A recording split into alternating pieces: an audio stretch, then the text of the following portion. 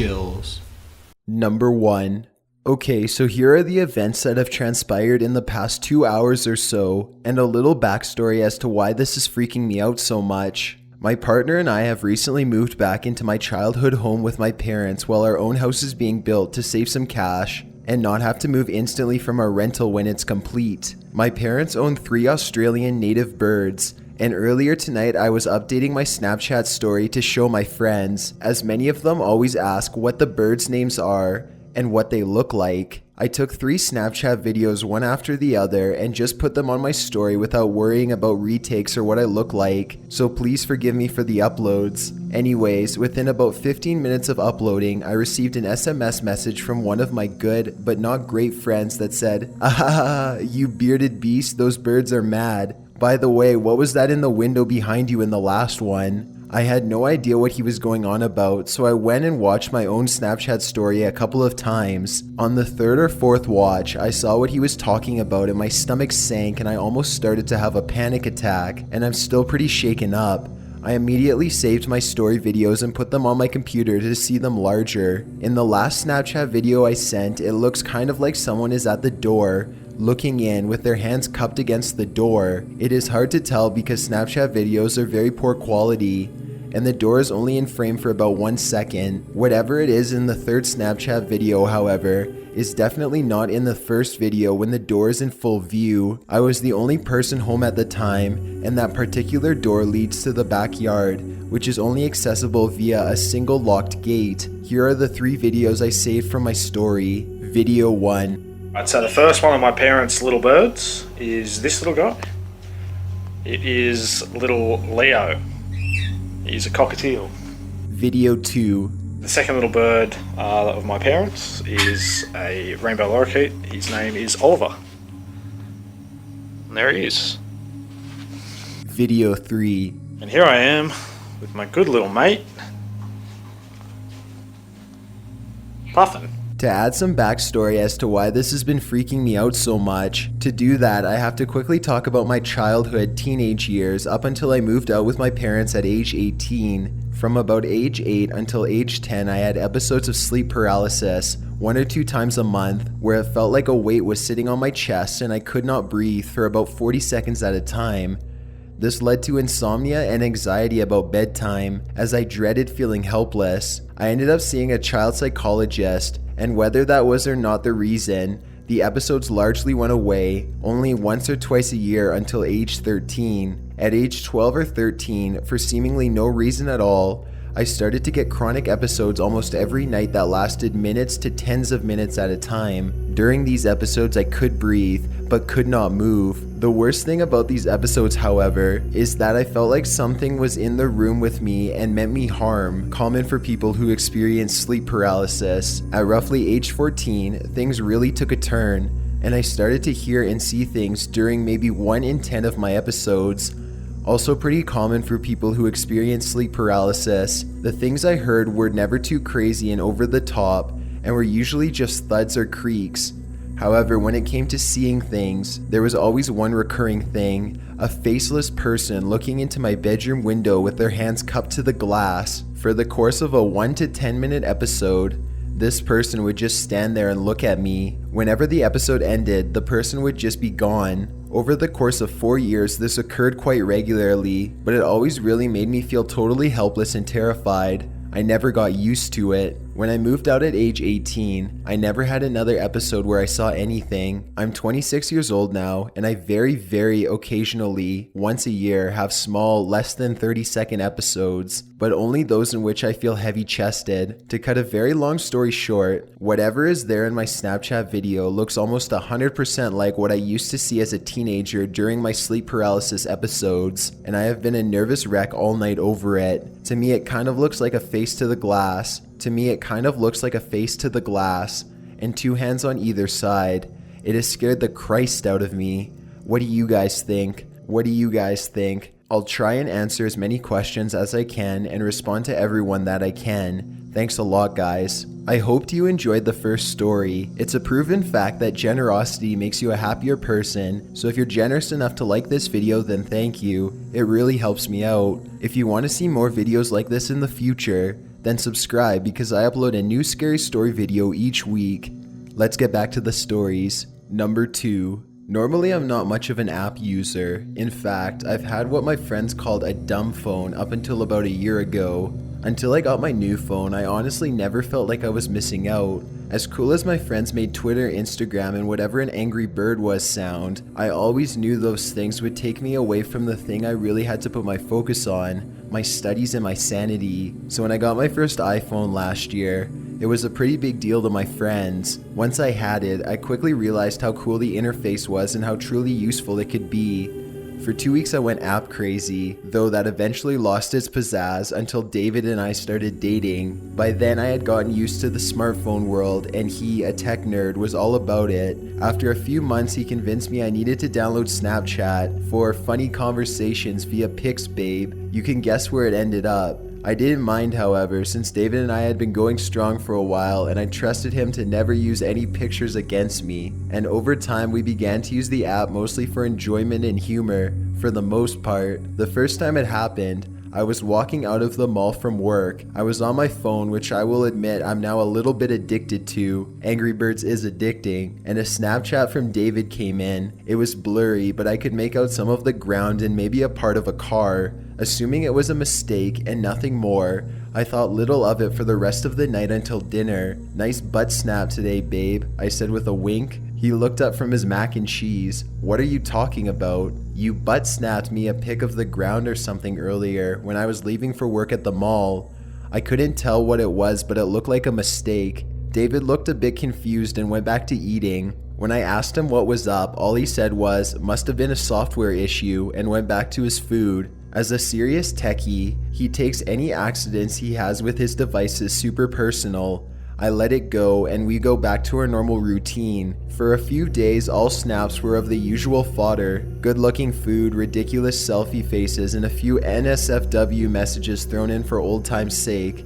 A few days later, as I was walking out of work, my phone buzzed. I was crossing the parking lot when I clicked the screen on and saw the notification from David. The snap lasted only 3 seconds and was blurry, but looked like a very pixelated and zoomed in picture of a person, maybe with blonde hair. I thought it was strange, so I took a selfie and snapped him back. What was that? I received a reply almost immediately of David's face, only it was kind of distorted and weird. In fact, I could barely tell it was him because of the lighting. I figured it was some kind of weird filter or the fact he seemed to have a bright light on behind him, but his face was completely shadowed in a silhouette.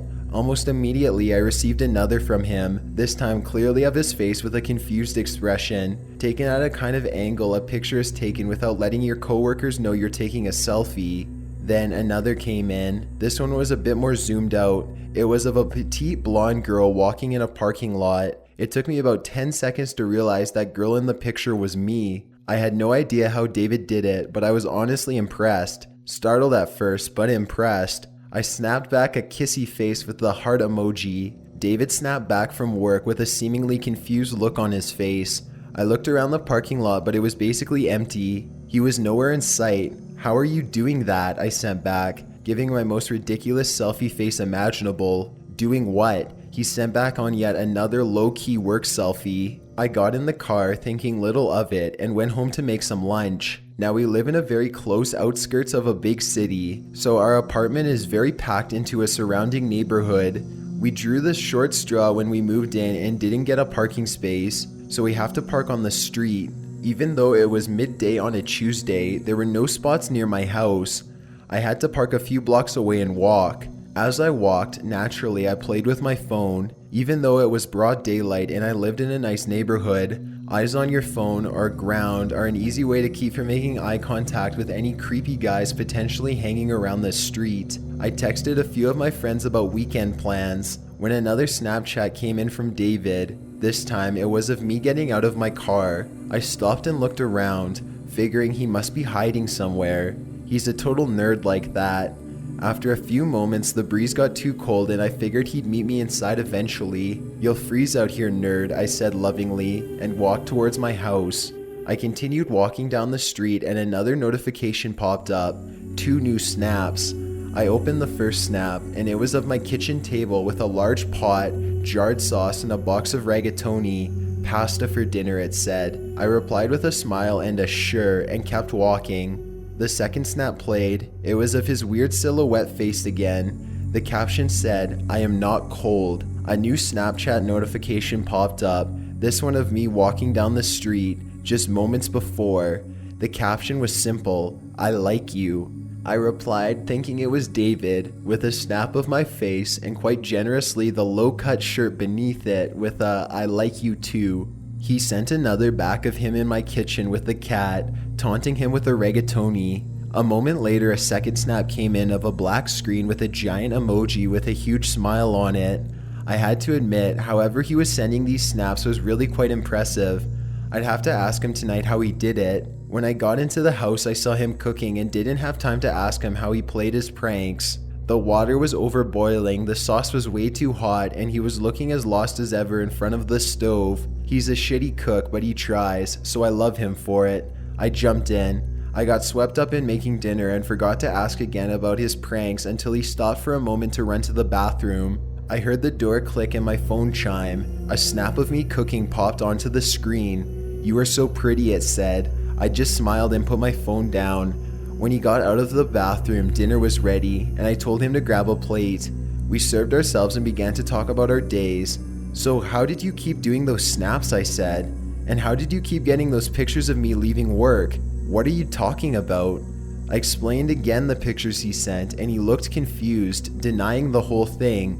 He's always had that nerdy, awkward sense of humor, and it wouldn't be the first time I ruined a joke or surprise too early, so I just smiled and changed the conversation. He even played up the awkward, reserved part the entire time too, as if my questioning had truly confused him. This was the most intricate prank he played to date. Throughout the night I got a few more from his account when I wasn't paying attention. He must have sneakily gotten the pictures when he crossed the room on occasion. For the most part, he was busy at his computer working on a program he and his friends were building, and I was sitting on the couch reading. I thought little of it, and quietly enjoyed the fact that, for the first time in a few months, he was being pretty forward and flirty. I liked being noticed. That was until we went to bed. I figured since he had been sending me all those weird messages to get my attention, he wanted all of my attention. But when the lights were out, he kissed me goodnight, rolled over, and started snoring. Almost immediately my phone buzzed. A Snapchat popped up of me from earlier, walking from the car. A second was of me in my car and the caption, "I'm always watching." The third was of me sitting in my living room reading, only I realized the angle was off. It was taken up high, as if from the top corner of the room. The only caption was a heart emoji. The fourth was of me in my car. During a quick moment I picked my nose. "Always," it said. I needed to know how he did this. It was going beyond cute and funny and now a little creepy. Most importantly, how did he get that shot of me in the car earlier? I was alone. Did he have a hidden camera installed on my dash?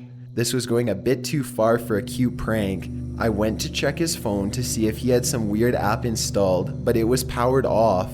I got up to check his computer to see if he had something running on that, but that too was powered off. A little annoyed, I woke him up and started yelling at him. He, as most sleeping people would do, woke up confused and annoyed and answered with a sleepy, "Yes dear, we'll take care of it tomorrow," and just turned over and went back to bed. Immediately regaining his snoring tempo, a new snap came in and I shoved the phone in his face, but he didn't want to wake. This one was of me reading a few hours earlier, only it was ultra close up. There is no way a hidden camera could have taken it. The space in front of my couch was completely wide open, and this was taken at eye level, maybe 2 feet from my face. "I like you," it said. A chill went down my spine. Almost too terrified to answer, I turned the camera on my phone. I put the Snapchat to selfie and turned the flash on. The bright light was the only light in my nearly pitch black room and illuminated my face and the room around me for a split second. "Who the fuck is this?" I captioned the photograph. Nothing. I took another with my flash. "Seriously, who is this?" A new snap came in of a black screen with a large smile emoji on it. "I am a friend," it said. "How the fuck are you doing this?" Nothing. I sent one more back, the flash of my phone illuminating my face in the messy bedroom for a split second. "Why are you doing this?" No answer. I sent back another, "Please stop." A message of a black screen with a giant sad face emoji came back. I am sorry. I sent back another, please go away. After a moment, another notification popped up. Another black screen with an unsure face emoji and caption. I am sorry, Sasha, but I cannot do that. I sent one last reply, a single word, why? A few moments passed. My phone buzzed with a Snapchat notification. I opened it and my blood ran cold. The snap displayed a picture that took me a second to comprehend. There, in the center of the screen was a girl, me, sitting in my bedroom, my face in the picture just barely illuminated by the flash of my phone from the picture I had just taken moments before. I could see David sleeping next to me, and our cat laying lazily off in the corner. The picture had been taken from not 5 feet away. Before I even had a chance to scream, I felt a cold whisper in my ear, because I like you. Number 3. Names were protected in order to protect those involved with the story. It's been a few months since my life has gone back to normal. Currently, I do not feel safe anywhere. I used to dorm at my college, but I had to go back home during the second semester due to strange occurrences happening there. I do not plan on dorming anytime soon. It might not be the smartest thing to share this since it's still under investigation, but maybe it will make more people more cautious of social networking. It sure has made me wary of trusting strangers online again. November of last year was when the messages first appeared. Ever heard of Snapchat before? For those of you who don't know what Snapchat is, it's an app that lets you send picture messages to your friends, but they only last for a couple of seconds. Once those seconds are up, the picture disappears forever, meaning you can never see them again. You can only send pictures you take at the moment. You can only take pictures you take at the moment, and they can only be seen for the few seconds you time them. You can also draw and write text on the pictures. You can even send videos. I never really knew about Snapchat until I was introduced to it by my friends. They practically encouraged me to download it, and being the weak-willed person I am, I gave in to the peer pressure. It seemed kind of fun at first. I was taking pictures and sending them like crazy. Most of the time I just took pictures of myself making the goofiest faces and putting random letters for texts. I also went out of my way to take pictures of the funniest things. I remember taking a picture of this dude's butt crack while he bent down to tie his shoes. Yeah, it was sick, but downright hilarious. There were a lot of people who added me as a friend on Snapchat. Most of them came from Facebook or the contact list on my phone. This also included some people I didn't know too well, but they still sent me pictures either way, and it was actually pretty nice. I guess Snapchat made it easier to break the ice with people I randomly added or haven't seen in a while. One day in November, someone called We Are One Forever added me on Snapchat. At the moment, I didn't think too much of it. I figured it was just another one of my Facebook friends. Instantly, the first message this person sent me was a paper with Sharpied handwriting on it and a heart drawn underneath it. It read, "Hey cutie, how are you?" Once 4 seconds had passed, the message had disappeared. I was flattered by the fact that whoever this person was referred to me as a cutie. I'm guessing it was probably a girl flirting with me a little bit. I sent her back a picture of me with my eyebrow raised and a smirk on my face. After that, I added the text, "I'm doing good, you think I'm a cutie?" and then sent it to her for 5 seconds. After a few minutes later, I got another picture from her. The picture was of a teddy bear carrying a red heart with a white backdrop. The text read, "You are on my top 5. Right away, I wanted to know who this person was. For the next couple of days that we messaged each other, she never sent me pictures of herself. For some reason, she wouldn't even tell me her name. I kept pushing her to send me a picture, but she always made excuses or sent stupidly drawn stick figures instead. With that, I believed that she was either really ugly or really shy, and I was hoping for the latter. I decided to let it go, thinking that she must be really into me if she's that secretive with revealing her face and even her name. One day, while I was in the library, I checked Snapchat real quick while I was taking a break from typing a paper for one of my courses. Sure enough, there was a message from We Are One Forever. As soon as my finger tapped it open, I almost jumped out of my seat. She sent me a picture of a person, the first time she'd ever done so. But that's not what got me all bothered about this picture. I knew that the picture of this person definitely wasn't her. In fact, it was a guy sitting on a couch, white shirt, blue sweatpants, looking straight into a laptop, bookshelves in the background. The text read, "I see you." I looked behind and around me. There was no one who seemed suspicious, just a bunch of college students in their own little worlds. Still, I didn't want to read too much into it. After all, why psych myself out for something that seemed like harmless flirting? I sent her a picture of me with a confused look on my face and typed out, "I don't see you, why don't you say hi?" The next picture she sent me was of a poster of my college mascot with the text, "I was so nervous, you're just too cute." From how I saw it, it seemed like I had a secret admirer who probably went to the same college. I sent her a message asking, "So you go to college too?" She never answered my question, even though she opened my message. Things just got weirder after that small incident. A couple of times she sent me pictures of me walking in lecture halls, eating in the cafe, making lines for food, and even talking to my friends. I don't remember all the texts, but there were some that stood out to me like, "I see you everywhere, it's so funny how close I am to you, and one day you'll know who I am."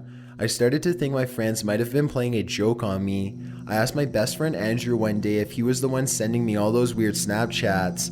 He told me he had no idea what I was talking about, and I explained to him the whole thing, that this person called We Are One Forever had been sending Snapchats of me. Andrew said that was pretty creepy, and that I must have some obsessive stalker who obviously had no life.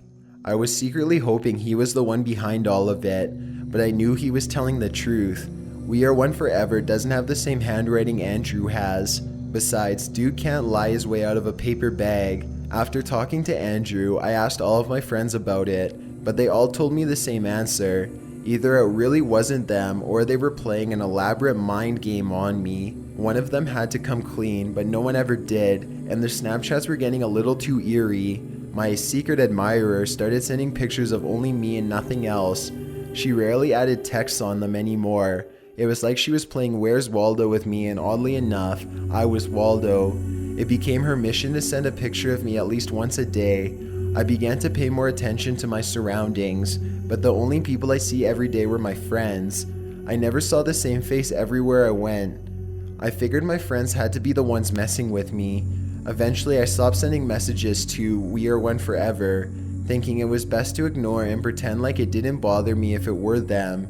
I didn't mention the messages anymore, and I even stopped opening them. They just kept piling on whenever I went on to Snapchat. The fall semester was almost over at the time. December came, followed by colder days and nights loaded with college assignments, projects, and final exams. Even though all of this sounded intimidating, I was a little relieved, to be honest. It gave me the excuse to focus all of my attention on something more important than those messages. And yet, whenever I looked at my phone for the time or a new text message, I always saw a notification from Snapchat. We Are One Forever sent you a message. After a week of ignoring them, I finally let curiosity get the best of me. Once I started opening one, I saw a picture of me, but when I blinked, it was already gone. I opened another message, me again, but it disappeared as fast as the last one. As I opened those messages one by one, I could feel my heart sink deeper and deeper with each message. They were all pictures of me all over campus. I couldn't even fathom as to how this person was able to follow me from one place to another. She even took pictures of me during lectures and when I came out of bathrooms. That day, I decided to stay in my dorm room since I was starting to become paranoid. My roommate, John Michael, wasn't there most of the time. Some of my friends were texting me to join them for lunch, but I was in no mood to come out and show myself to my secret admirer. She seemed to know where I was every single time. To avoid my chances of being another Snapchat message, I only came out that day to buy myself a sandwich. When I looked at my phone a few times, I was pleasantly surprised at the lack of Snapchat notifications from her. I was able to breathe normally again, even though part of me was worried about going out. After all, I couldn't just stay trapped in my dorm room every day. I had classes to be in, friends to hang out with, and parties I wanted to go to before the semester ended. That night, I couldn't really sleep. I actually felt more alive that moment than I did the whole day. It was impossible for me to go to sleep when I had a million thoughts racing through my mind. Unsurprisingly, all of those thoughts were related to those damn Snapchat messages. Finally, I fell asleep for what felt like hours looking at the darkness. The next morning, I woke up tired and not in the greatest of moods. I checked my phone to see the time. It was 12 in the afternoon, Out of habit, I also checked Snapchat for any new messages I could have received. The more recent messages were from We Are One Forever. Her messages took up all of my Snapchat. It had to be almost 50 she sent me. Seeing her username alone made my body tremble with morbid curiosity. Before I opened the messages, I noticed something was off about them right away. She sent me videos in the more recent Snapchats, which is something that never happened before.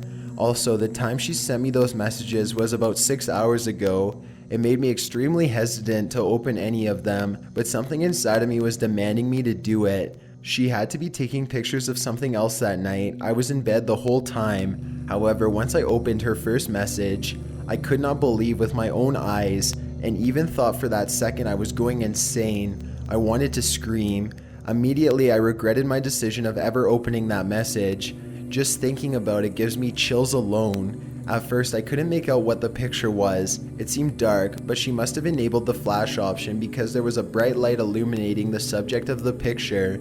Even though the picture was only for a second, I was able to make out what was in the second and third picture, and by the 20th picture, my eyes confirmed it was someone lying on a bed. It made my heart beat unnervingly faster. Those were the most horrifying seconds of my life.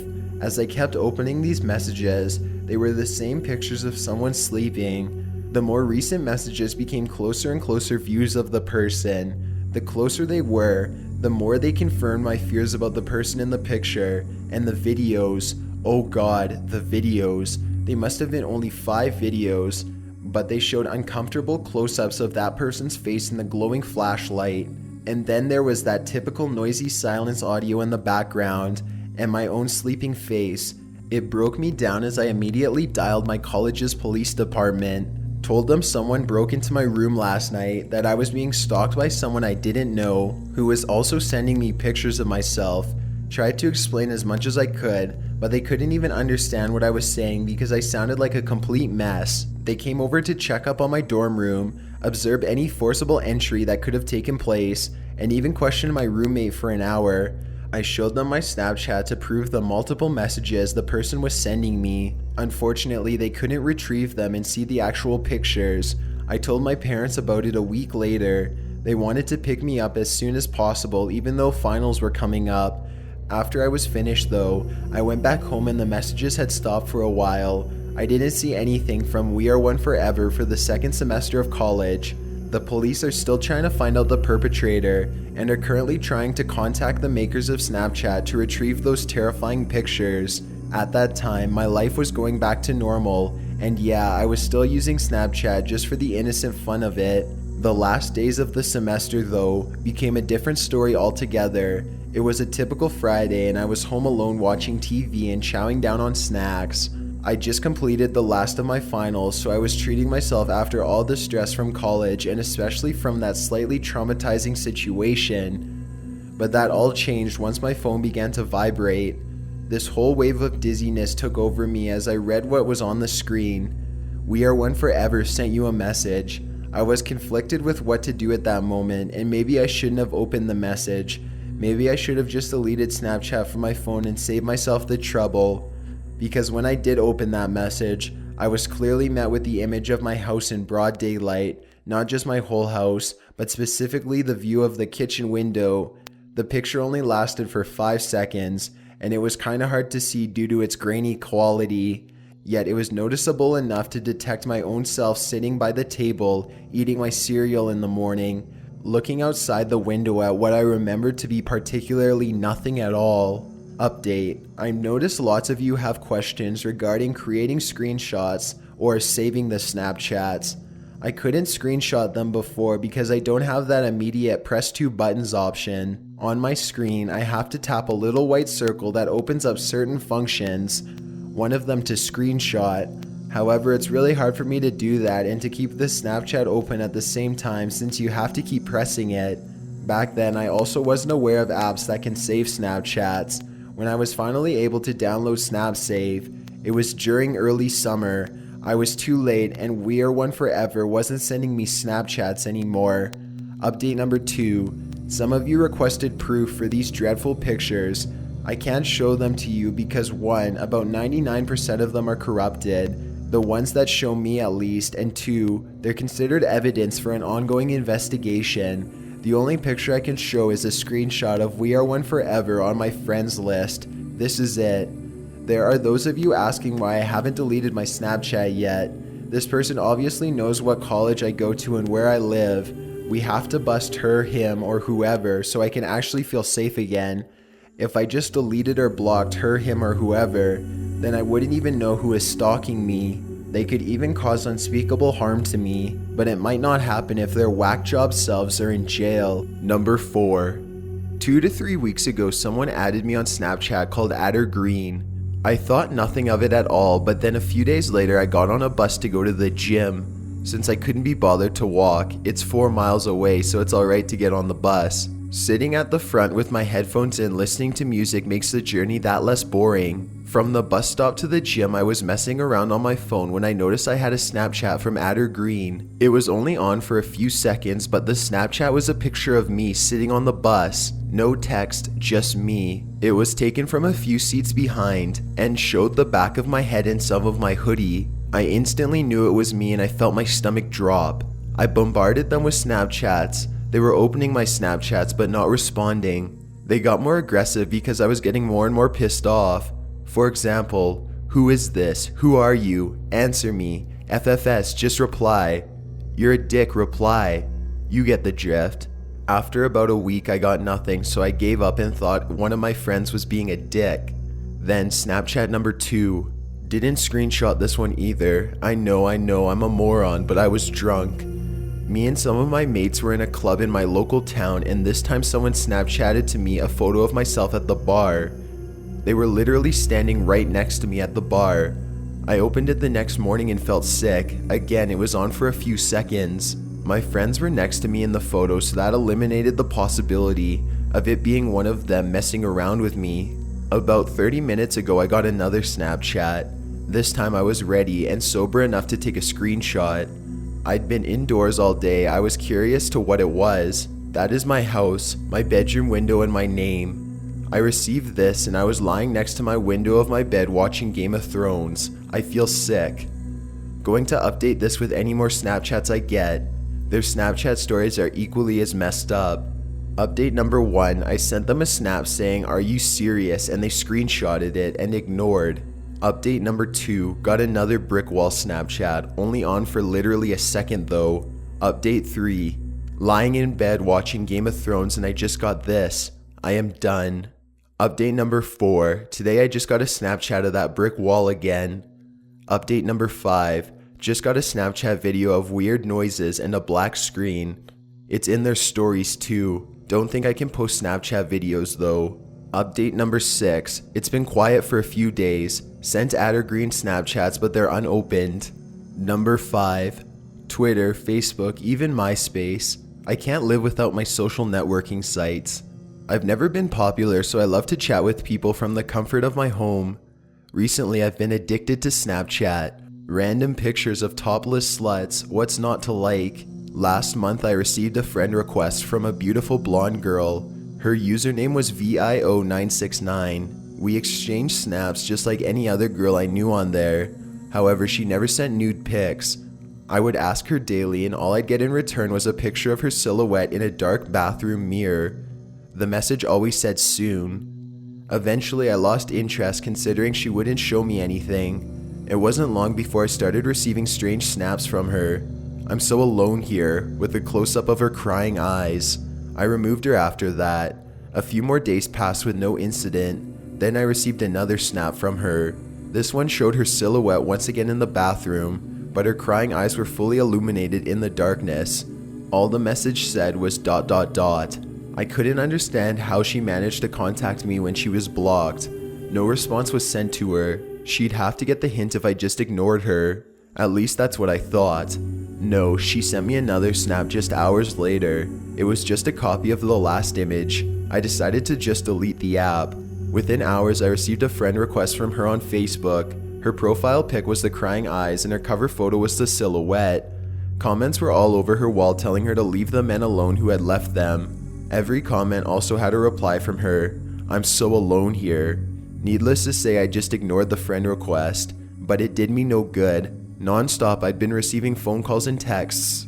I'm so alone here, it's all the bitch ever says. Even after shutting off my phone and cell, I still receive letters in the mail from her. Most recently, I received a letter from her full of photos. It contained the 2 photos from her Facebook as well as photos of my house. There was a second silhouette photo as well, and I recognized the picture on the wall. She had taken the picture from my bathroom.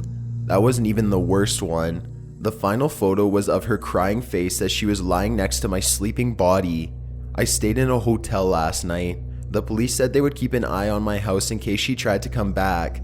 They won't find her though, and I'm not the only one she's terrorizing. I hope it will all end soon, but even as I write this, the hotel phone is ringing non-stop. I don't know what to do. I shouldn't have told you guys about the girl. Everyone thinks it's a game, and someone even made a fake Snapchat. Listen to me, please. She is not happy, and she has been tormenting me non-stop since I posted the story. Last night I walked to the lobby of the hotel I'm staying at, and I could see her standing in the street. She was just outside the reach of the streetlight, so I couldn't make out her details. Even so, I knew it was her. Petrified, I stood in the lobby staring at her until she began to walk down the street. I wasted no time running to my room. My fingers trembled as I dialed 911. 911, what's your emergency? A woman said on the other line. I stuttered and skipped words as I explained the incidents that occurred over the past month. Calmly, the woman told me to stay inside the hotel room and wait for an officer to arrive. Minutes felt like hours before I heard a car crunch to a halt out front of my room. Basically, the officer said he couldn't do anything without a description of the woman. He reassured me that he would watch my hotel room for the night in case she came back. I was grateful for the small comfort. After some time, I managed to fall asleep. When I woke up, I checked the post to see what was said about the whole situation. That's when I saw that everyone was taking it as a joke. I guess it makes sense considering where I posted it. But the fake Snapchat and picture that was sent is just ridiculous. The girl had very straight hair and it was taken as though it was a selfie in a bathroom mirror. Anyway, I got up from the hotel bed and went into the bathroom. There was an envelope taped to the mirror. Audible pounding could be heard in my ears as I reached for it. Part of me knew what was inside. I was right. First was a letter with one word, soon. Attached to the letter was a photo of me talking to the cop last night. It took some studying before I realized it was taken from inside the cop car. My hands went numb as I dropped the letter on the bathroom floor. Somehow she had managed to slip into the cop car undetected. What could I possibly do if she was capable of doing something that risky? She could sneak into the hotel room and cut my throat without anyone noticing I died. No time was wasted phoning the police once again. I'm not sure if it was the smartest thing to do, but what choice did I have? I requested the same officer from last night. Within minutes, he was back at my hotel room. Almost all of the color left his face when he saw the photo. I could tell that he didn't feel comfortable knowing she had been so close to him without him noticing. I want you to leave this hotel, he said. All of my things were still packed, so I walked back to retrieve them. The officer was saying something into his radio about getting a few patrol cars somewhere for the night. Most likely the hotel I'd be switching to. I felt kind of relieved to know that I would have multiple eyes watching out for me. At the same time, it felt useless. Something about this girl was off. The phone broke my thought process. The officer was already in his patrol car as I answered it. Soon, I won't be alone anymore. Her voice sounded like a girl who had been crying heavily. I had no time to respond before she hung up. The hotel they escorted me to was quite a ways out of town. This was a good thing though. Hopefully she'd have a harder time finding me. The officer walked to my room and explained that I was not to leave this room without calling his personal cell phone first. This was far from standard police protocol. The photo must have really worried him. I agreed and headed into the room. I've been in this room for about 6 hours now, unable to sleep. I keep checking the comments on my previous post, hoping to find someone who knows who she is. All I've seen are the fake accounts and the people spooked by the fake picture that was sent. I'm taking a huge risk just to keep you guys updated on the situation. So all I ask in return is that you don't treat it as a joke. If you don't believe me, fine. But please stop with the fake account stuff. Believe me, if you were really receiving messages from her, you'd know. And if you are, please tell me. I need help. Before you go, I wanted to tell you about the giveaway I'm hosting. But first off, thanks for watching, and leave a like so I know you made it to the end of the video. Don't forget to subscribe because I upload new videos every week. My name is Chills, and I'm thanking you all for your support by giving away 3 $100 Amazon.com gift cards. It's completely free to enter, and you can enter the giveaway by visiting the link at the very bottom of the description. It doesn't matter when you're watching this video, because top15s.net/giveaway will automatically direct you to my most recent giveaway. See the terms and conditions on the linked page for full details. If you want to follow me on social media, my Twitter is at YT_chills, and my Instagram is at DylanIsChillinYT, with underscores instead of spaces. Feel free to send me a DM if you have any questions or suggestions. See ya.